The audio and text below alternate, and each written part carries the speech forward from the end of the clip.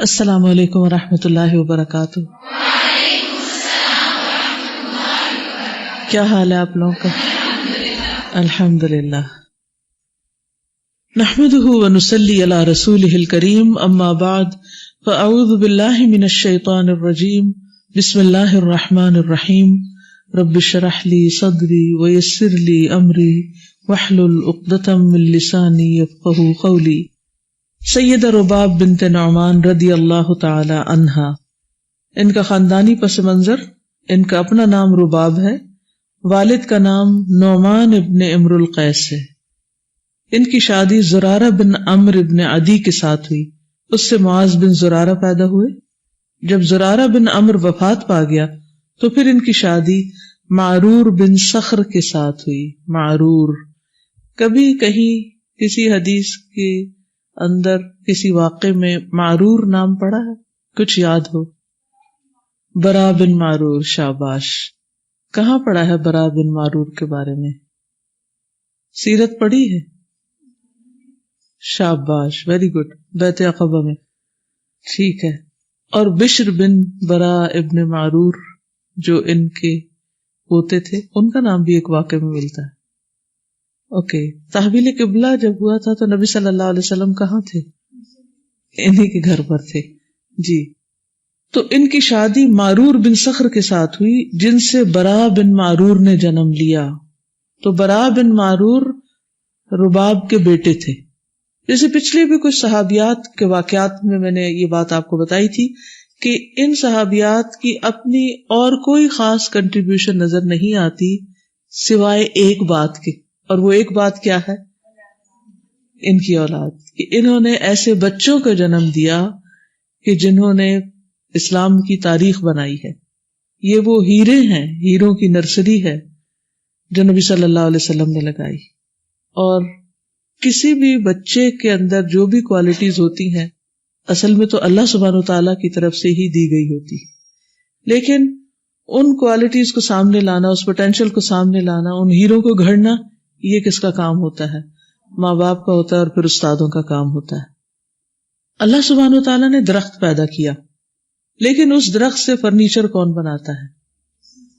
اللہ تعالیٰ چاہتے تو یہ ہماری میز کرسیاں کہاں لٹکا دیتے.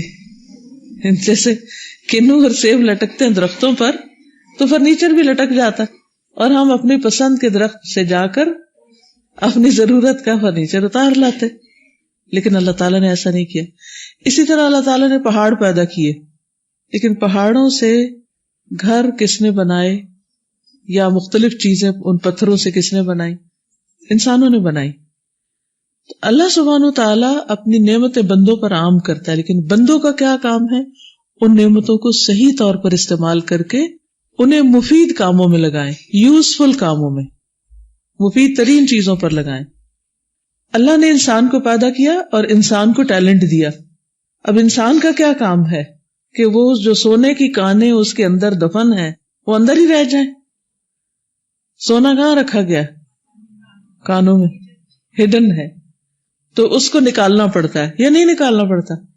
اور نکالنے کے لیے کیا ایفرٹ لگانی پڑتی ہے؟ جو بھی پاسبل. ریت کے ذروں میں سے الگ کر کے نکالا جاتا ہے، اور پھر اس تک پہنچنے کے لیے کیسی کیسی کھدائیاں کی جاتی ہیں. ایسے نہیں کہ ایک کرین لگائی اور ڈھایا پہاڑ اور اس کے اندر سے نکال لیا سونا. اسی طرح کبھی کسی آرکیالوجسٹ کو کام کرتے ہوئے دیکھا ہے آپ نے؟ کبھی کسی مووی وغیرہ میں جب وہ زمین کے اندر کھدائی کرتے. پچھلے دنوں میں نے ایک ویڈیو کلپ دیکھا جس میں ایک آرکیالوجسٹ جو ہے وہ چیونٹیوں کی بنائی ہوئی زمین دوز کالونی دیکھ رہے ہیں، نکال رہے ہیں، اور اس میں ایک ایسی بے مثال قسم کی کالونی اور بے مثال قسم کی انجینئرنگ اور بے مثال قسم کا انفراسٹرکچر ہے کہ انسانی عقل حیران ہوتی ہے کہ سب سے چھوٹی مخلوق اتنی عقل مندی سے اتنا کچھ ڈیزائن کر سکتی ہے اور اتنا کچھ بنا سکتی. یعنی ان سب چونٹیوں نے مل کر ٹیم ورک کے ساتھ منو ٹنوں مٹی جو ہے وہ زمین سے نکال کے باہر کی. اور مجھے ایگزیکٹ فگر یاد نہیں کیونکہ میں نے اس نیت سے اس کو نہیں دیکھا تھا کہ میں کہیں نریٹ کروں گی اس کو، لیکن حیران کن بات ہے. اور جو آرکیالوجسٹ اس کی کھدائی کر رہے تھے اور اس کو نکال رہے تھے، وہ ایک چھوٹی سی کرچی کے ساتھ یوں آہستہ آہستہ آہستہ آہستہ آہستہ کر رہے. اتنی بڑی جگہ، یہ کب سارا کام ہوگا؟ ہمارے جیسے ٹھا پٹا کر کے اس کو جلدی سے کرے، ہے کچھ نظر آنے کا ٹھیک ہے، نہیں تو چھوڑو. اس قدر صبر چاہیے اس اصل اسٹرکچر کو دیکھنے کے لیے. تو یاد رکھیے آپ سب مائیں ہیں، مائیں بننے والی ہیں، اور آپ کے ہاتھوں اللہ نے بچوں کو بطور امانت دے دیا ہے کہ ان کو جو چاہے گھڑ کے اب بنا دو، ان ہیروں کو گھڑو اور ان کا پوٹینشیل نکالو، اور ان کے اندر جو سوئی ہوئی صلاحیتیں ہیں ان کو اجاگر کرو، اور ان کے اندر جو سونے کی کانیں ہیں ان کو نکالو. لیکن ان کو جذباتیت سے، غصے سے، سختی سے، مار پٹائی کر کے اور ڈانٹ ڈپٹ کر کے نہیں نکال سکتے. اور یہی حال ٹیچرز کا ہے کہ ان کے ہاتھوں میں اللہ سبحانہ وتعالیٰ نے کئی 100 کانیں دے دی ہیں، کوئی سونے کی ہیں، کوئی چاندی کی ہیں، کوئی پیتل کی، کوئی لوہے کی ہیں، سبھی مفید، بیکار کوئی بھی نہیں.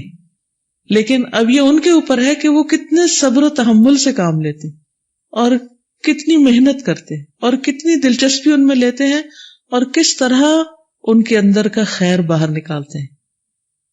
حضرت عمر رضی اللہ تعالیٰ عنہ کے بارے میں آتا ہے کہ لوگوں کو بہت بہترین طریقے پر پہچانتے تھے، یعنی انسان شناس تھے. ایک شخص آپ کے پاس آیا اور آ کر اس نے اسلام قبول کیا، اور ابھی اس نے ایک نماز بھی نہیں پڑھی تھی کہ آپ نے اس کو ایک قبیلے کا سردار بنا دیا جس میں پہلے سے مسلمان لوگ موجود تھے، یعنی جو ان سے سینئر تھے. تو لوگ اس پر تھوڑے سے وہ بھی ہوئے کہ سینئر تو ہم تھے اور امیر ان کو بنا دیا گیا، اور یہ سب کیسا. لیکن بعض لوگ جو حسن ظن رکھتے ہیں ان میں سے کسی نے کہا کہ ہمیں اس پر اعتماد ہے کہ حضرت عمر رضی اللہ تعالیٰ عنہ کا فیصلہ غلط نہیں ہو سکتا. وہ انسانوں کو جس طرح پہچانتے ہیں، انہوں نے جو ذمہ داری جس کو پہچان کر دی ہے وہ اسے بہتر طور پر بجا لائے گا. اور حقیقت بھی یہی تھی کہ بعد میں وہ فیصلہ مسلمانوں ہی کے حق میں بہت بہترین ثابت ہوا. تو ہم سب کے لیے اللہ سبحانہ تعالیٰ نے یہ دنیا عمل کے لیے رکھی ہے کہ جس میں ایک تو ہم اپنے ذاتی عبادات کرتے اور دوسرے ہم اپنے لیے آثار پیدا کرتے، یعنی دوسرے انسانوں کو اس کام کی طرف بلا کر، اللہ کا بندہ بنا کر، اللہ کی طرف دعوت دے کر اپنے لیے بہترین صدقہ جاریہ کماتے. اسی لیے جو آیات جن کا میں ذکر کر رہی تھی، ان الذین قالوا ربنا اللہ ثم استقاموا، یہ پہلا حصہ ہے جس میں انسان کے اپنے ذاتی ایمان اور اس پر استقامت اور اللہ سبحانہ تعالیٰ کے ساتھ مضبوط تعلق ہوتا ہے. اور اس کا دوسرا حصہ کیا ہے؟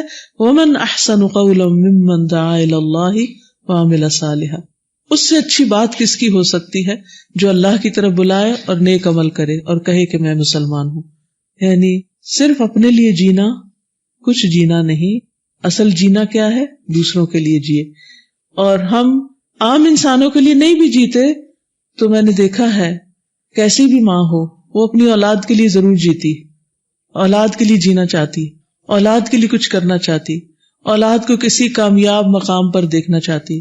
آپ سب کی بھی کوئی نہ کوئی ہسٹری ہوگی اور کوئی نہ کوئی واقعات ہوگی جس میں آپ کی مدر یا فادر آپ کے لیے کیا کیا خواب دیکھتے ہیں. لٹرلی دونوں طرح کے خواب، ایک تو جاگتے خواب اور ایک سوتے خواب، کہ میں نے سوتے ہوئے خواب میں دیکھا کہ میری بیٹی یہ بن چکی ہے اور یہ کام کر رہی ہے. اور عموماً وہ خواب دنیا سے متعلق ہوتے ہیں، دنیاوی اعتبار سے کسی بڑے مقام پر پہنچنے کے خواب ہوتے ہیں، دنیاوی اعتبار سے کامیاب زندگیاں گزارنے کے خواب ہوتے ہیں. کیونکہ انسان کی جو سوچ ہوتی ہے وہ جس چیز کو زیادہ امپورٹنس دیتا ہے، اگر دنیا کو زیادہ امپورٹنس دیتا ہے تو وہ چاہتا ہے کہ اس کی اولاد دنیاوی اعتبار سے بہت بلند مقام پہ پہنچے، اور اگر ایک انسان آخرت کو امپورٹنس دیتا ہے تو وہ اپنے لیے بھی اور اپنی اولاد کے لیے بھی یہ چاہتا ہے کہ اس کی اولاد آخرت میں بہت بلند مقام پہ پہنچے. تو بہرحال ہر انسان کسی نہ کسی درجے میں، اور خصوصاً ایک ماں، باپ کے مقابلے میں بھی ایک ماں اپنی اولاد کے لیے بہت کنسرنڈ ہوتی کہ یہ کچھ بن جائے، یہ کچھ بن جائے، یہ ہیرا تراشا جائے. اب جو تو عقل مند مائیں ہوتی ہیں، پڑھی لکھی ہوتی ہیں، اسکلفل ہوتی ہیں، وہ اسی طریقے سے اپنی اولاد کو ڈھال لیتی ہیں. اور جن ماؤں کو خود کچھ پتہ نہیں ہوتا وہ اپنی اولادوں کو بھی کچھ سکھا نہیں سکتی. تو یہ جتنی صحابیات ہیں ان کا تعارف اس اعتبار سے بس ضروری ہے کہ کس کی بیوی تھی اور کس کی ماں تھی، اور ان کے ہاتھوں کن بچوں نے تربیت پائی، اور ان سے کون سی نسلوں نے جنم لیا، اور پھر انہوں نے تاریخ میں کیا کردار ادا کیا. تو اس چیز کو سامنے رکھ کر آپ ان واقعات کو پڑھیں گے ادروائز آپ کو مایوسی ہوگی کہ ان کے بارے میں تو کچھ بھی نہیں پتہ چلتا اور ان کے بچوں کا ہی بس ذکر ہے یا فلاں اور فلاں کا. تو ٹھیک ہے، ایک عورت کی اپنی بھی ایک شناخت ہوتی ہے، لیکن ایک عورت کی اصل پہچان کس سے ہوتی ہے کہ یہ کس کی بیٹی ہے اور کس کی ماں ہے اور کس کی بیوی ہے اور کس کی بہن ہے. آپ اس سے فرار حاصل نہیں کر سکتے، آپ کچھ بھی ہوں، لیکن بہرحال ایک عورت کا جو ایک مقام ہے اور ایک آنر بھی ہے اس کے لیے، یعنی اس کی اپنی کوششیں ہوتی ہیں، لیکن اس کو مفت میں جو نام مل جاتا ہے اپنے ان رشتوں کی وجہ سے، یہ مفت میں ملا ہوا نام ہوتا ہے، لیکن بہرحال اس میں بھی محنت کرنی پڑتی ہے انسان کو. تو یہ سب رشتے بھی اہم ہوتے ہیں اور ان رشتوں کو نبھانا بھی ضروری ہوتا ہے اور ان رشتوں کا خیال رکھنا بھی اور ان کے نام سے پہچانا جانا بھی. قرآن مجید میں بھی اس کا ذکر آتا ہے. یا اخت ہارون، کس کو کہا گیا تھا؟ حضرت مریم علیہ السلام. کیا ان کے بھائی کا نام ہارون تھا؟ شی بلانگ ٹو حضرت ہارون، یعنی کہ ان کی فیملی میں سے تھی. یہ قرآن کی یہ گواہی ہے نا. تو اس سے یہ بھی پتہ چلتا ہے کہ صرف اس دور کے بہن بھائی نہیں بلکہ تاریخی رشتے جو ہیں، انہیں نسلوں پر یہ رشتے اثر انداز ہوتے ہیں. تو کوئی بھی قدم اٹھاتے ہوئے، کوئی بھی کام کرتے ہوئے یہ ضرور سوچیں کہ آپ کا یہ قدم آپ کے خاندان اور آپ کی نسل اور آپ کے آئندہ زندگی میں آپ کے اوپر کیا اثرات ڈالے گا. وہ لڑکیاں جو گھروں کو چھوڑ بھاگتی ہیں، خاندان کو چھوڑ جاتی ہیں یا غلط قسم کے کام کرتی ہیں، تو وہ نہ صرف یہ کہ اپنا نقصان کرتی ہیں بلکہ اپنی عاقبت دنیاوی اعتبار سے اور اخروی اعتبار دونوں اعتبار سے بدنام کرتی ہیں اور برباد کرتی ہیں. تو ان چیزوں سے بھی محتاط رہنے کی ضرورت ہے. تو بہرحال ان کی شادی جب معرور بن صخر کے ساتھ ہوئی تو ان سے برا بن معرور نے جنم لیا، جنہوں نے 73 اشخاص کے ساتھ بیعت عقبہ ثانیہ میں انہوں نے حصہ لیا، اور ان کے ساتھ انصار کی 2 خواتین بھی تھیں، ایک ام عمارہ نسیبہ بنت کعب انصاریہ اور دوسری ام منی اسماء بنت عمرو بن عدی. یہ رباب کے خاوند کی ہمشیرہ تھی. خاوند کی ہمشیرہ کیا ہوتی ہیں؟ جی، تو جن لوگوں نے بیعت عقبہ میں حصہ لیا، بیعت عقبہ ثانیہ میں، ان میں ان کی نند بھی شامل تھی اور ان کے بیٹے بھی شامل تھے. کعب بن مالک بیان کرتے ہیں کہ ہم اس رات اپنی قوم کے ساتھ اپنے خیموں میں سوئے. جب تہائی رات بیت گئی تو ہم اپنے خیموں سے دبے پاؤں کھسکے. ہم چھپ کر نہایت رازداری کے ساتھ چلتے ہوئے ایک پہاڑ کی گھاٹی میں اکٹھے ہو گئے. ہم تقریباً 70 مرد تھے اور ہمارے ساتھ 2 عورتیں تھیں. ایک نسیبہ بنت کعب تھی جو ام عمارہ کی کنیت سے مشہور تھی. یہ وہی ام عمارہ جنہوں نے جنگ احد میں بڑے کارنامے کیے. یہ خاتون بنو نجار قبیلے کی شاخ بنو حازن میں سے تھی، اور دوسری اسماء بنت عمرو بن عدی بن ثابت بنو سلمہ قبیلے سے تھی، اور یہ ام منی کی کنیت سے مشہور تھی. راوی بیان کرتا ہے کہ رسول اللہ صلی اللہ علیہ وسلم نے گفتگو کی ابتدا قرآن مجید کی تلاوت سے کی اور اسلام قبول کرنے کی ترغیب دی اور فرمایا ابایعکم علی ان تمنعونی مما تمنعون منہ نساءکم وابناءکم، میں تم سے بیعت اس شرط پر لوں گا کہ تمہیں میرا دفاع اس طرح کرنا ہوگا جس طرح تم اپنی عورتوں اور بچوں کا دفاع کرتے ہو.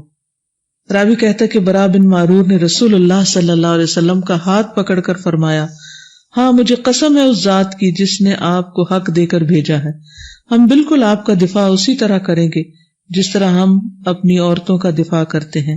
اے اللہ کے رسول، ہم جنگجو لوگ ہیں، ہم اسلحہ بردار قوم ہیں، ہم جنگ اور اسلحے کے نسل در نسل وارث چلے آ رہے ہیں. رسول اللہ صلی اللہ علیہ وسلم نے فرمایا، تم اپنے 12 نمائندے نامزد کر لو جو تمہاری قوم کی نمائندگی کریں گے. تو انہوں نے 12 نمائندے نامزد کیے. 9 نمائندے خزرج قبیلے سے اور 3 اوس قبیلے سے تھے. رسول اللہ صلی اللہ علیہ وسلم نے ان 12 نمائندوں سے مخاطب ہو کر فرمایا، تم اپنی قوم کے ذمہ دار ہو جس طرح حواری عیسیٰ علیہ السلام کے ذمہ دار تھے، وہ بھی 12 تھے، اور موسیٰ علیہ السلام کے نقیب بھی کتنے تھے؟ 12 تھے. اور میں اپنی قوم کا ذمہ دار ہوں. سب نے بیک زبان ہو کر کہا، ٹھیک ہے اللہ کے رسول، ہمیں منظور ہے. راوی کہتا ہے کہ سب سے پہلے برا بن معرور نے رسول اللہ صلی اللہ علیہ وسلم کے ہاتھ پر بیعت کی، تو یہ ان کا خاص مقام ہے. اور پھر باقی لوگوں نے آپ کے ہاتھ پر بیعت کرنے کی سعادت حاصل کی. تو اس سے کیا فرق پڑتا ہے پہل کرنے سے؟ کوئی فرق پڑتا ہے؟ السابقون السابقون. کیونکہ بعض کاموں میں ہم ڈیسیژن نہیں لے پاتے، جھجک رہے ہوتے ہیں کریں کہ نہ کریں، تو اللہ کی توفیق سے جو انسان پہل کر لیتا اور سارے اس کے پیچھے لگ جاتے ہیں، تو وہ جو پہل کرنے والے وہ پہل کرنے والے، پیچھے والے اگر اس سے آگے بھی نکل جائے تو بھی پیچھے ہیں. وہ کیوں؟ کیونکہ جو کچھ وہ کریں گے اس کا اجر جو اسی کو ملے گا جس نے راہ دکھائی. ٹھیک ہے نا؟ تو اس لیے کبھی بھی نیکی کا کوئی کام سامنے آئے، کوئی موقع ہاتھ آئے تو اسے گوایا نہ کرے، تو پہل کر لیا کرے، حامی بھر لیا کرے، ارادہ کر لیا کرے، نیت کر لیا کرے، اور جہاں کرنے کا موقع کر گزرا کرے. ٹھیک ہے. سید رباب رضی اللہ عنہ کے دونوں بیٹے معاذ بن زرارہ اور برا بن معرور کبار صحابہ کرام میں سے ہوئے، اور برا بن معرور کو تو نقیب ہونے کا اعزاز بھی حاصل ہوا. سید رباب کے بیٹے نے تحویل قبلہ سے پہلے یہ رائے دی کہ نماز مسجد اقصی کی طرف رخ کر کے پڑھنے کی بجائے کعبہ کی طرف رخ کر کے پڑھی جائے، یعنی ان کا بھی یہی خیال تھا. لیکن صحابہ نے اس رائے کا انکار کیا، خاص طور پر کعب بن مالک جو انصار کے مشہور اور معروف شاعر بھی تھے، اس رائے کو ٹھکرانے والوں میں سر فہرست تھے. اس سے کیا پتہ چلتا ہے کہ صحابہ کے درمیان بھی اختلاف رائے ہوا، لیکن اس میں کوئی بدنیت ہی شامل نہیں تھی. برا بن معرور اپنی سوچ کے مطابق فیصلہ کر رہے تھے کہ بیت اللہ کا مقام باقی ساری مسجدوں سے بڑھ کر ہے، تو ادھر منہ کرنا چاہیے، اور بہت لاجیکل بات تھی. کیا خیال؟ لیکن باقی صحابہ کا خیال تھا کہ نہیں، وہ سمجھتے تھے کہ جب تک اللہ اور اس کے رسول صلی اللہ علیہ وسلم کی طرف سے کوئی حکم نہ آئے اس وقت تک کچھ نہیں کرنا چاہیے. Very logical. اب بازو کا تمہارے سامنے بھی ایسی سچویشنز آ جاتی، ایک چیز ہمیں عقلی اعتبار سے بالکل صحیح معلوم ہو رہی ہوتی لیکن قرآن و سنت میں اس کی کوئی دلیل نہیں ہوتی، تو ہمیں کہاں رک جانا چاہیے؟ قرآن و سنت کی جو دلیل ہے اس پر. آج صبح میرے داماد بتا رہے تھے کہ کوئی بچہ آیا یہاں سے سامنے کی یونیورسٹی سے، اور آ کر تو کہتے میرے کچھ سوال ہیں، تھوڑا سا روڈ انداز تھا، تو انہوں نے کہا کہ اچھا آپ سوال کیجیے. تو کہنے لگے میں صوفی ازم کے بارے میں سوال کرنا چاہتا ہوں. تو وہ کہنے لگے کہ ہم تو یہاں قرآن و سنت کی تعلیم دیتے ہیں، اگر اس کے بارے میں کوئی سوال ہے آپ کا تو آپ کر سکتے ہیں. ایسا کیوں کہا؟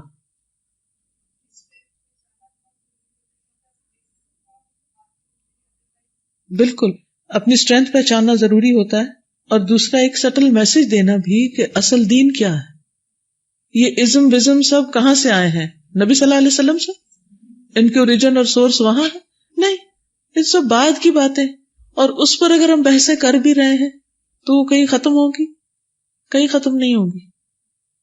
تو بہرحال اللہ سبحانہ وتعالیٰ بعض لوگوں کے دل میں کوئی خیال ڈال دیتا ہے، اور وہ خیال بہت اچھا بھی ہوتا ہے، لیکن اس کے باوجود ہمیں وہاں رک جانا ہوتا ہے جہاں ہماری لمٹس ہوتی. اچھا، اب ہو سکتا ہے آپ میں سے کسی کے ذہن میں خیال ہے تو اس کا یہ مطلب ہے کہ دین میں عقل استعمال نہیں کر سکتے. جی، دین کو سمجھنے کے لیے عقل استعمال کر سکتے ہیں، لیکن دین کو رول کرنے کے لیے عقل استعمال نہیں کر سکتے، اوور رول نہیں کر سکتے.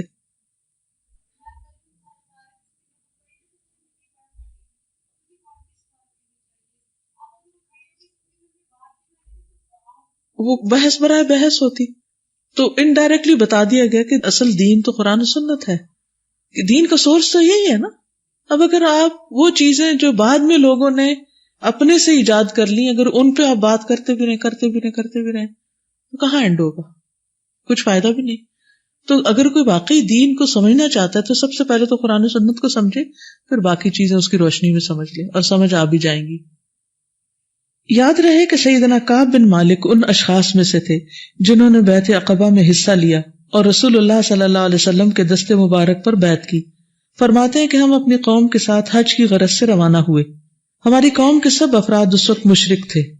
ہم نے نماز پڑھی اور کچھ مسائل سمجھے. ہمارے ساتھ برا بن معرور بھی تھے، وہ ہمارے سردار تھے، اور ہم میں وہ سب سے عمر رسیدہ بھی.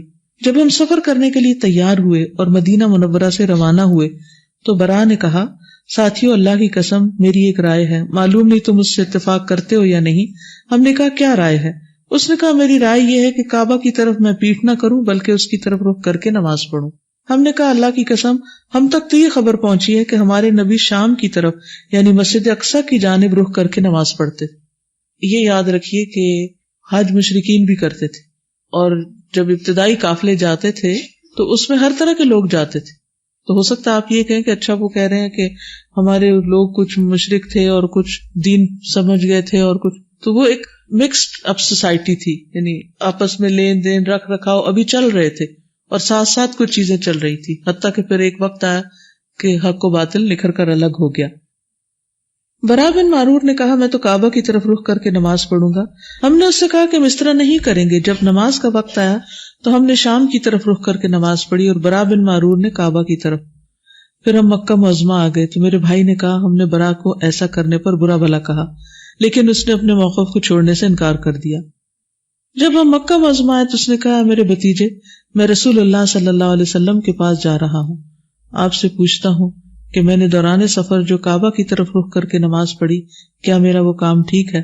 کیونکہ میرے دل میں اس بارے میں کچھ کھٹکا سا محسوس ہوتا ہے، تم سب نے میری اس سلسلے میں مخالفت کی۔ کہتے ہیں ہم رسول اللہ صلی اللہ علیہ وسلم سے دریافت کرنے کے لیے چل پڑے، لیکن ہم آپ کو پہچانتے نہیں تھے کیونکہ ہم نے اس سے پہلے آپ کو دیکھا نہیں تھا۔ مکہ کے باشندوں میں سے ایک شخص ہم سے ملا، ہم نے اس سے رسول اللہ صلی اللہ علیہ وسلم کے بارے میں پوچھا تو اس نے کہا کیا تم انہیں پہچانتے ہو؟ ہم نے کہا نہیں۔ اس نے کہا کیا تم عباس کو پہچانتے ہو بن عبد المطلب؟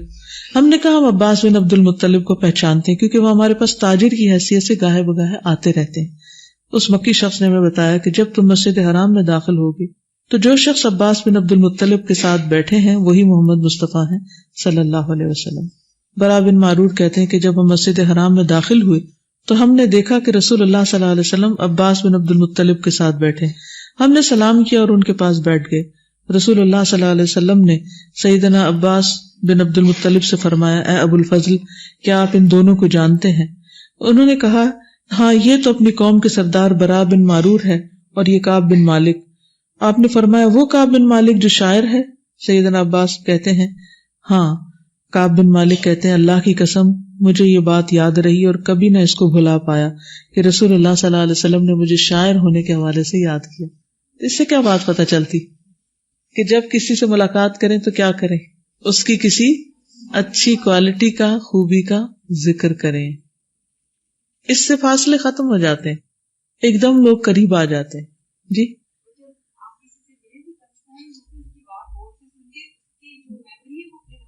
بالکل بالکل، ملاقات بھی بامقصد ہونی چاہیے، اور دوسرا یہ کہ اس سے انٹرسٹ شو ہوتا ہے نا کہ کس طرح نبی صلی اللہ علیہ وسلم لوگوں میں انٹرسٹ لیتے تھے۔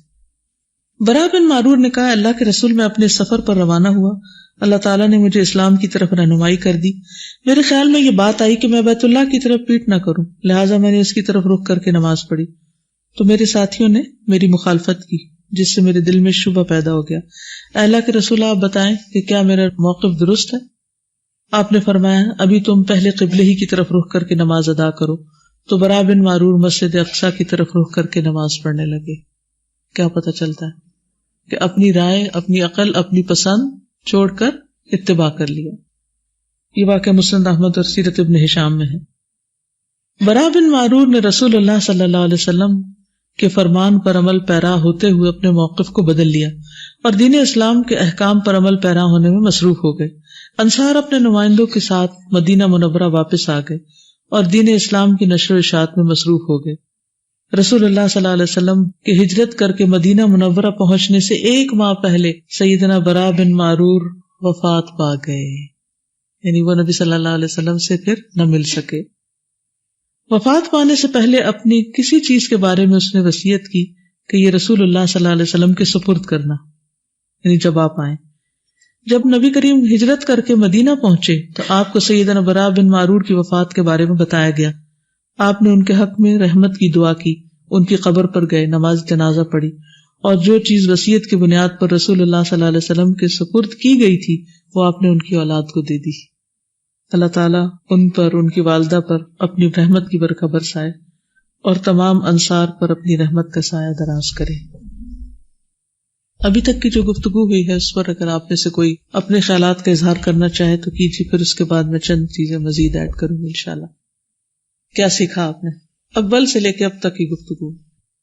اس میں یہ چیز اچھی لگی کہ جب انہوں نے سوال کیا نا کہ میرا موقف درست ہے، اب میں سوچ رہی تھی کہ ہم سے کوئی ایسے سوال کرے تو ہم کیا جواب دیتے، ہمارا ریئیکشن کیسا ہوتا، لیکن آپ اصل میں جواب دیا وہ کتنا بیلنس جواب ہے اور وہ ٹو ایزی گوئنگ ہے کہ آپ نے نہ یہ کہا کہ نہیں آپ نے بہت غلط کیا اور آپ کو پہلے پوچھنا چاہیے تھا، اور یہ تو دیکھیں نماز ساری خراب کر دی اور اتنے لوگوں، بلکہ آپ نے سمپل نہ ہاں کہا نہ کہا. ہم ہوتے تو ہم کہتے آپ کا موقع بالکل غلط ہے، پہلے تو ہم غلط سے شروع ہوتے ہیں. یعنی اگر کوئی ہم سے آ کے پوچھے کہ میں نے یہ کام کر لیا ہے تو ہم جواب میں کیا کہتے؟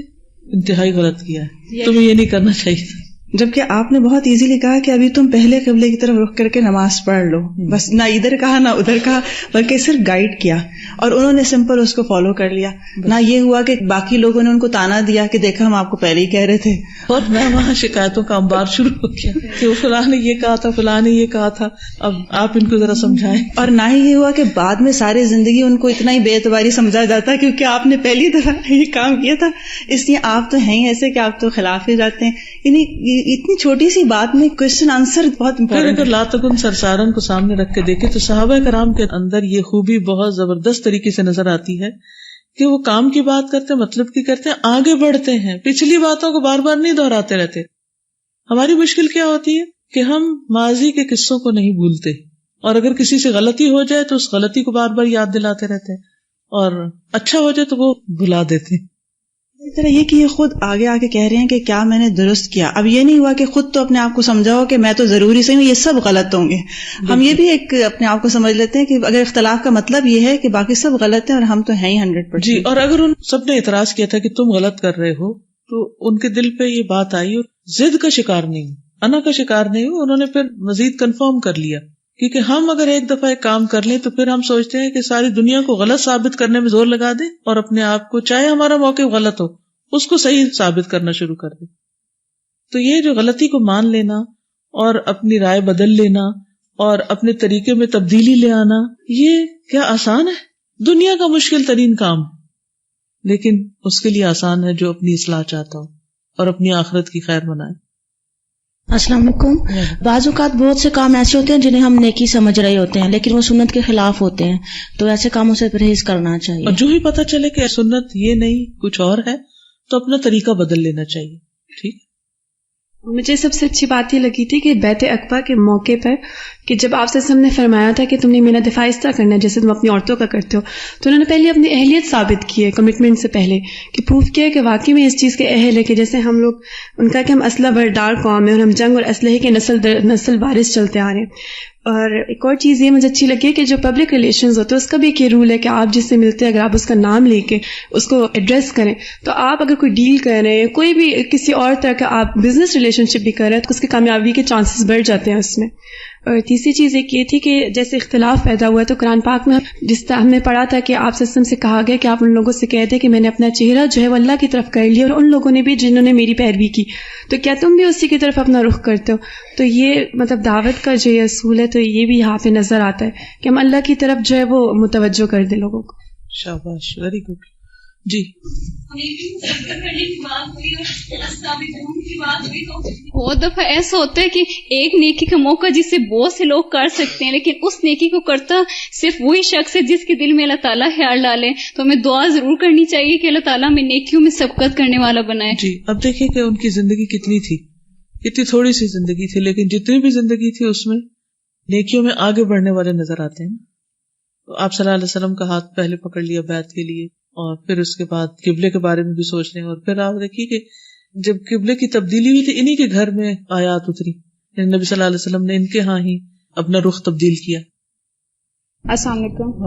آپ نے بات کی تھی کہ پیرنٹس جو ہیں وہ ڈے ڈریمنگ بھی کرتے ہیں کہ میرے بچے یہ بن جائیں گے. یہ میری مدر جو ہے نا، وہ جو آپ کا ریڈیو میں لگتا تھا 7 o'clock لیکچرز ہوتے تھے نا، تو وہ سنتی تھی.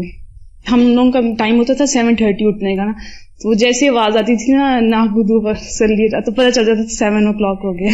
ہم لوگوں کا ایک ہوتا تھا کہ مطلب کہ ہم نے لیٹ اٹھنا ہوتا ہے تو امی لگا دیتی اور اونچی آواز میں فل اسپیکر، تو ہمیں بھی تاکہ آواز آئے، تو وہ ہوتا تھا. لیکن کبھی ایکسپریس نہیں تھا کیا ہم لوگوں نے.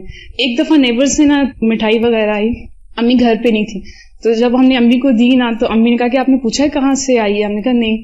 تو امی کہتی ہیں آپ نے پوچھنا تو تھا نا. تو اس دن ہم نے ایکسپریس کر دیا نا، تو ہم نے کہا کہ آپ جو استاذہ کے لیکچر سنتی ہیں اس میں آپ یہ سنتی ہیں کہ جو جیسا کرے گا اس کے ساتھ ویسے ہی کرنا ہے. مٹھائی آپ نے ضرور پتہ کرنا ہے کہ کہاں سے آئی ہے اور میں اس کو واپس کروں اس طرح. تو امی کو بہت غصہ آیا، امی نے مارا لٹرلی.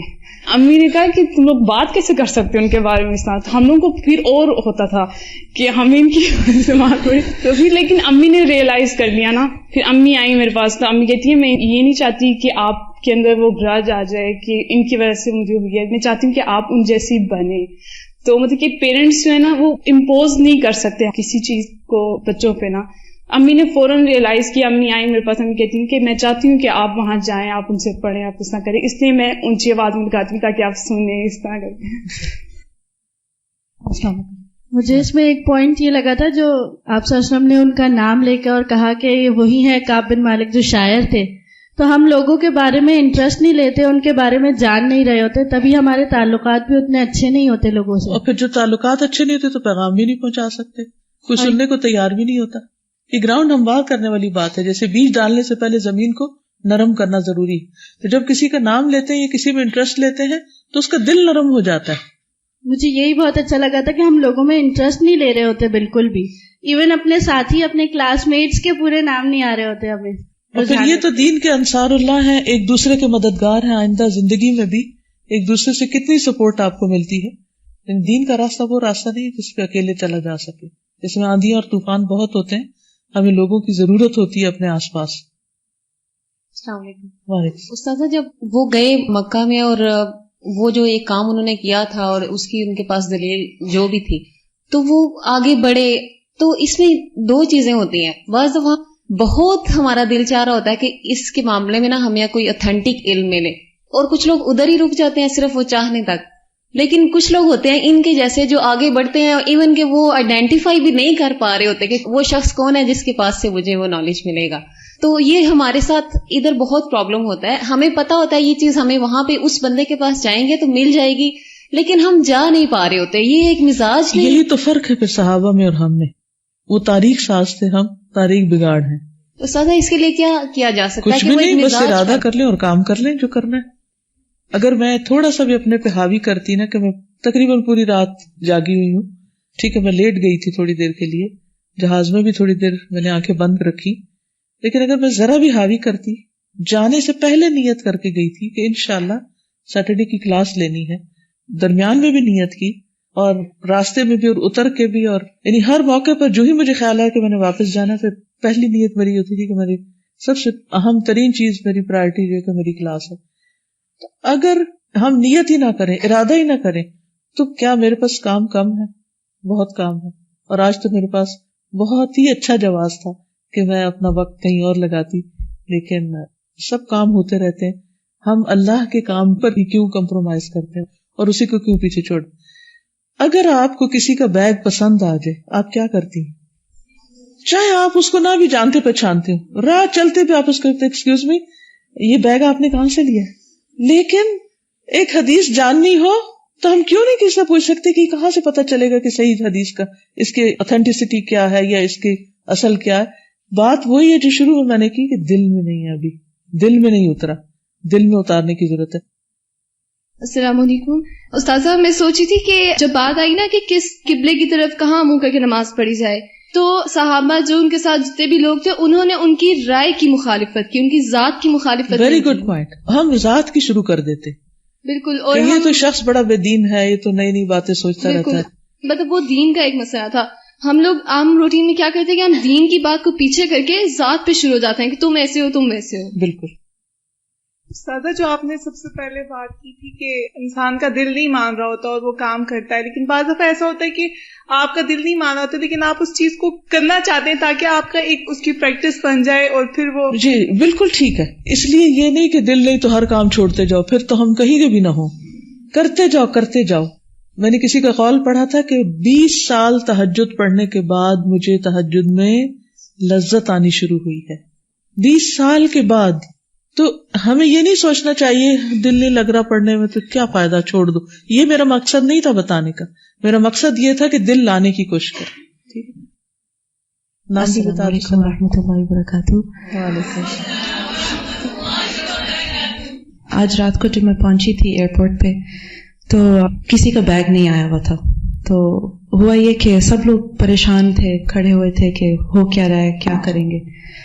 تو میں نے جا کے پوچھا اپنی فیملی سے کہ کیا کرنا چاہیے، تو انہوں نے کہا کہ آپ بس رپورٹ کر دیں کہ یہ بیگ لاسٹ ہے. تو میں نے جا کر جیسے ہی آفیسر سے کہا کہ مجھے فارم چاہیے بیگیج کلیم کا، تو ایسے ہوا کہ جیسے ان کو نا آنکھیں کھل گئی، کیونکہ وہ بھی پریشان ہو رہے تھے کیونکہ پتہ نہیں تھا کہ ہو کیا رہا ہے، اور اتنے لوگ آ رہے ہیں ان کے پاس، ان کو یہ بھی نہیں پتا کہ بیگیج کہاں ہے، پہنچا ہے کہ نہیں پہنچا. تو جب میں نے ان سے جا کر کہا نا تو ان کو لٹرلی جیسے ان کی آنکھیں کھل گئی، اور پھر وہ مجھے چھوڑ کے تو باقی لوگوں کے پاس چلے گئے کہ آپ ٹیبل پر آئیں اور میں آپ کے فارم فل کرتا ہوں سب کے. تو خیر میں سوچ رہی تھی کہ جب انسان ایک قدم لیتا ہے آگے تو دوسروں کے لیے بھی آسانی ہوتی ہے. بالکل دوسروں کے لیے بھی آسانی ہوتی ہے. اور آپ لوگ نے بھی یہ کافی مواقع پر دیکھا ہوگا کہ جب آپ آگے بڑھتے ہیں تو جو ایک کنفیوژن کریٹ ہوئی ہوتی ہے نا وہ ایک دم سے ڈیزالو ہو جاتی ہے، آپ کو بھی سمجھ آتی ہے کہ آپ کیا کریں اور باقی لوگوں کو بھی ایک راستہ مل جاتا ہے، ایک ایگزامپل مل جاتی ہے. اور سب لوگ پریشان ہو رہے ہیں، کسی نے ایک فارم کلیم نہیں کیا کہ لائیے وہ بھریں تاکہ مسئلہ حل ہو، تو انہوں نے وہ کلیم کر لیا. اور واقعی لگا تھا کہ لوگ ساری رات بیٹھے رہیں گے، یعنی ہلیں گے نہیں وہاں سے جب تک کہ ان کا سامان آ نہیں جائے. اور وہ آنا کہاں سے تھا، وہ تو چڑھا ہی نہیں. یعنی لوگ ایسی باتیں کر رہے تھے کہ بس ہم یہاں سے ہلیں گے نہیں، ہم 4 گھنٹے بیٹھے رہیں گے ورنہ ہمیں بار بار آنا پڑے گا. اور یعنی کہ عقل کی بات لگتی ہے کہ آپ ایئرپورٹ پہ بیٹھے رہیں، سامان کا انتظار کرتے رہے، پتہ نہیں وہ آتا بھی ہے کہ نہیں، کہاں ہے اللہ عالم. تو یعنی ایک راستہ مل جاتا ہے پھر آپ کو بھی اور باقیوں کو بھی. یعنی انیشیٹو لے لینا چاہیے. جب آپ کے ذہن میں اللہ تعالیٰ کوئی حل ڈالے تو دوسروں کا انتظار نہ کریں، آگے بڑھیں اور سولوشن نکالیں. اور جن کی ہم نے بات آج پڑھی کہ یعنی یہ جو صحابی تھے ان میں واقعی انیشیٹو لینے کا تھا نا، آگے بڑھنا. بیعت میں بھی انہوں نے سب سے پہلے ہاتھ آگے کیا اور پھر ایونچولی تحویل قبلہ ہوئی تھی. اگر ان کے دیکھیں ان کا مائنڈ سیٹ کیسا ہے، آلویز لوکنگ اہیڈ، ایک step ahead from the rest of the people, far sighted. اور جو ہم نے پڑھا تھا کہ ابھی جو شروع میں ڈسکشن ہوئی تھی کہ جو ایک ماں کا رول ہوتا ہے کہ ٹھیک ہے وہ ہر چیز نہیں کر پاتی مگر ایک پرسنالٹی کو جو شیپ دینا ہوتا ہے نا وہ ماں کا کام ہوتا ہے اور استاد کا کام ہوتا ہے. اور واقعی جو چیز ماں میں خود نہیں ہوتی وہ بچے میں نہیں ڈال سکتی، جو چیز استاد میں نہیں ہوتی وہ اپنے اسٹوڈنٹ میں نہیں ڈال سکتا. ابھی ریسنٹلی ایک واقعہ ہوا کہ اس سے میرا واقعی دل بہت ہلا، اور میں آپ سب کے ساتھ یہ شیئر کرنا چاہوں گی کہ کافی مرتبہ ہم کوئی اچھی چیز سوچتے ہیں اپنے بارے میں، ہم کہتے ہیں میں تو نہیں کر سکتی، میرے بچوں کو کراؤں گی، جو میری شادی ہوگی، جو میرے بچے ہوں گے تو میں ان کو یہ کرواؤں گی. اور ہم اس طرح کے پلانس اپنے لیے تو نہیں بناتے مگر بچوں کے لیے بناتے ہیں. تو ایک خاتون میرے پاس ریسنٹلی آئی، انہوں نے کہا کہ میں اپنے بیٹے کو حفظ کرانا چاہتی ہوں تو میں کیا کروں. تو میں نے ان کو بتایا کہ وہ کہاں جائیں. تھوڑے عرصے کے بعد وہ میرے پاس آئی تو میں نے ان سے پوچھا کہ آپ کے بیٹے کا ایڈمیشن ہو گیا؟ تو وہ کہتی ہیں نہیں ہوا. تو میں نے کہا کیوں نہیں ہوا؟ تو انہوں نے کہا کہ مجھے قرآن پڑھنا نہیں آتا، اور جو استاد تھے انہوں نے کہا کہ اگر آپ نہیں پڑھ سکتی قرآن تو اپنے بچے کا سبق کیسے سنیں گی، اور اگر اس کا سبق گھر پہ نہیں سنا جائے گا تو وہ کیسے حفظ کر سکتا ہے. تو کہتی ہے کہ میرے بیٹے کو حفظ میں ایڈمیشن نہیں ملا کیونکہ میں قرآن نہیں پڑھ سکتی. اور یہ اتنی ان کو ایک طرح سے بات یہ ہٹ کی کہ انہوں نے پھر قرآن سیکھنا شروع کر دیا کہ میں سیکھوں تاکہ میرا بچہ سیکھ سکے. یعنی یہ بات ہمیں یاد رکھنی چاہیے کہ اگر ہم کسی کام میں پیچھے ہیں نا تو ہمارے بچے بھی پیچھے ہوں گے اور ہمارے اسٹوڈنٹس بھی اس کام میں پیچھے ہوں گے. اور اگر ہم چاہتے ہیں کہ ہمارے بچے آگے بڑھیں، ہماری نسلیں آگے بڑھیں، ہمارے اسٹوڈنٹس آگے بڑھیں، تو سب سے پہلے ہمیں اپنے اندر وہ چیز ڈیولپ کرنی ہوگی، رول ماڈل بننا ہوگا. ہمارے یہاں تو یہ ہوا نا کہ اس سال انگلش کورس اسٹیپ ہے کہ ہمارے الہدیٰ میں انگلش کورس کا اسٹارٹ ہوا. اور کیسے ہوا، کس نے کیا، کہاں سے وہ تفسیر آئی، کیونکہ پرابلم یہ آتا تھا کہ اردو تفسیر ساتھ انگلش تفسیر کیسے آئے. وہ اسٹیپ یوں شروع ہوا تھا کہ میں بیٹھی ہوئی تھی اور مجھے خط موصول ہوا کسی کا کہ مجھے اردو سمجھ نہیں آتی اور اردو تفسیر میں میرا وقت ضائع ہوتا ہے. تو مجھے بہت تکلیف پہنچی کیونکہ میرے دل میں ہمیشہ ہوتا ہے کہ جو بھی اسٹوڈنٹ یہاں آئے وہ سمجھ کے جائے، وہ محروم نہ رہے اور اس کا وقت ضائع نہ ہو. تو سوچوں کہ کروں کیا، جیسے دل میں ایک تڑپ لگ جاتی نا، کون کروائے. خیر اسی تڑپ کے ساتھ میں یہاں آئی، کلاس ختم ہوئی، سائرہ بھی یہاں کھڑی تھی، میل ملاقات ہو رہی تھی ادھر ادھر، اتنے میں یاسمین کھڑی تھی. میں نے اپنے دل کی وہ تکلیف پھر دہرائی. وہ کہنے لگی سائرہ کو پکڑ لیں. کہ میں نے ان سے بات کی، سائرہ اگر آپ شروع کر سکیں. یہ کہنے لگی کہ میرا تو ویزا آنے والا ہے اور میرے ہسبینڈ UK میں ہوتے ہیں تو بیچ میں کورس چھوٹ جائے گا. میں نے کہا جتنا بھی ہو گیا، جتنا بھی آپ کروا سکیں اتنا ہی کروا دیں، شروع تو کریں. اور اللہ ان کو جزائے خیر دے کہ انہوں نے شروع کر دیا. جب شروع کر دیا تو آپ دیکھیے کہ ویزا کب آیا. جب اللہ کا سارا کام ہو گیا, قرآن کورس بھی ہو گیا, حدیث کورس بھی ہو گیا. لیکن پھر وہ انتظام کیسے ہوا؟ کیونکہ اردو تفسیر تو نہیں سمجھ رہے, تو پھر انگلش تفسیر کہاں سے آئی؟ یہ کیسے؟ ٹیچر تو مل گیا کہ کورس انچارج تو مل گیا, لیکن انگلش تفسیر کہاں سے آئی؟ وہ تو کینیڈا میں ہو رہی تھی نا. یہ سب کو پتا ہونا چاہیے کہ تیمیہ ماشاءاللہ استاذہ کی بیٹی ہیں, اور جو ابھی ہمارا کورس ہو رہا ہے یہاں پر وہ تیمیہ زبیر ہی کنڈکٹ کرواتی ہیں, اور یہ واقعی صدقہ جاریہ والی بات ہے. ہمارے لیے ایک موٹیویشن بھی ہے کہ بعض دفعہ ہم اپنے بچوں کو یہ سمجھتے ہیں کہ ہمارا اور ان کا اتنا گیپ ہے ایج کا یا علم کا یا ذہانت کا یا دانشوری کا, تجربے کا, تو ہمارا خیال ہوتا ہے کہ شاید وہ تو بہت ہی فاصلے کی بات ہے, ان پہ کیا محنت کرنی, جب وہ اس عمر کو پہنچیں گے تو خود ہی سمجھ جائیں گے. لیکن ایسے مثال جو ہے وہ ہر گھر میں ہو سکتی ہے, کیونکہ اگر وہ جو بھی بات کہی انہوں نے کہ اگر ماں سمجھدار ہو اور اپنے ہیرے گھڑنا جانتی ہو تو بہت جلد یہ پھل جو ہے دیکھا بھی جا سکتا ہے, اور اس کی مثال ہمیں تیمیہ نظر آتی ہے ماشاءاللہ. اللہ ان کو برکت عطا فرمائے. استاد آپ ہم سب کے لیے بھی دعا کیجیے. اللہ سبحانہ وتعالیٰ ہم سب کو, ہماری نسلوں کو اہل القرآن میں سے بنائے, کہ جو اللہ سبحانہ وتعالیٰ کے بہت ہی خاص اور اسپیشل لوگ ہوں گے. پچھلے دنوں میں ایک اسکالر کا سن رہی تھی کہ اللہ کے کچھ خاص بندے ہیں, خاص بندے ہیں, اس کے اپنے بندے ہیں, ایسے ہیں ایسے. مجھے اتنا شوق ہوا کون ہے وہ, کون ہے. تو پہلے انہوں نے خوب اس کو یعنی وہ سین کریٹ کیا.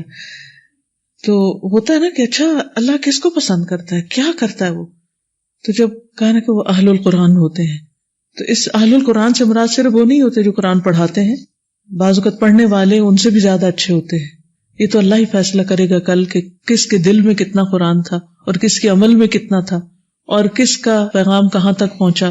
یہ ہم کچھ ڈیسائیڈ نہیں کر سکتے. اور کس کی کیا نیت تھی, کیا ارادہ تھا, کس کے ہاتھوں کتنے خادم قرآن تیار ہوئے. یہ تو آپ میں سے ہر ایک کی اپنی اپنی قسمت کی بات اور محنت اور کوشش, تڑپ اور لگن ہے اور دلچسپی ہے.